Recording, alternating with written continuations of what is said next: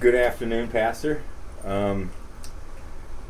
Today's question came from a youth. How can I approach the Bible without bringing my own presuppositions?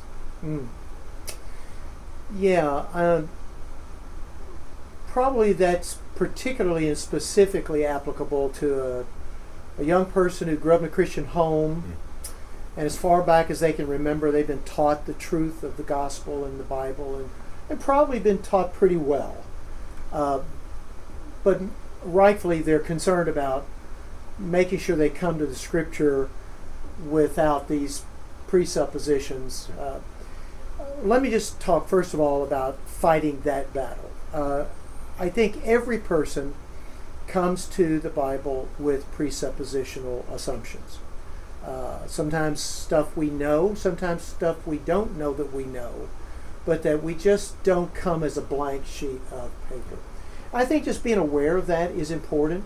There are a number of things I would do as you come to the Bible. One is to take the Bible for what it is in its grammatical construction and its theological context, to understand what the text is saying.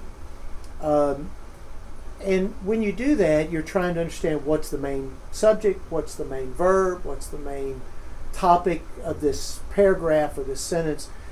You don't try to think about meaning and interpretation. You're just trying to understand what the verse is saying. Then you can come back to it and go, what is the meaningful interpretation of this? What does this mean? But first you have to discover what does it say.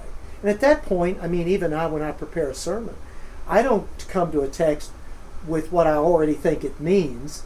I'm studying it fresh. Yeah. As if this is the first time I've read it, which in my case, I've probably studied this passage before.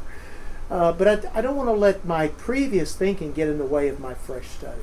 I think that helps me to study it. And I have some fresh insight into it at that time.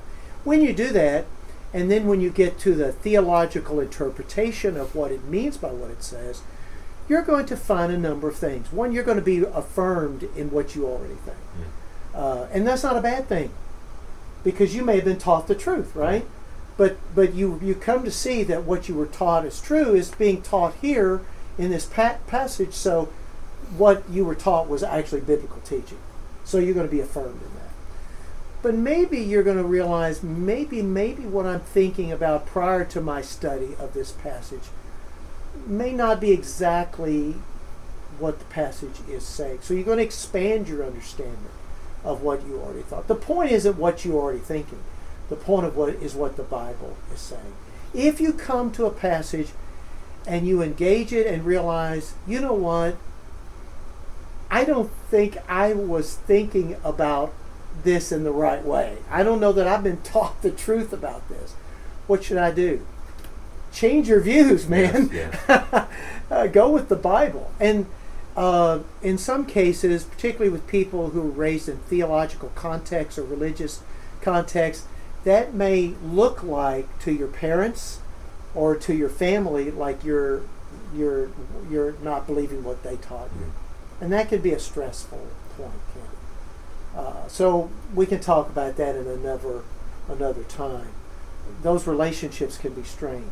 But the important thing is to believe the Word of God. So read the Word for what it says, not based on what you think it means, and then reaffirm what you know it says to be true, and reaffirm that in your heart, and then change if you need to change in your views of what the Bible teaches.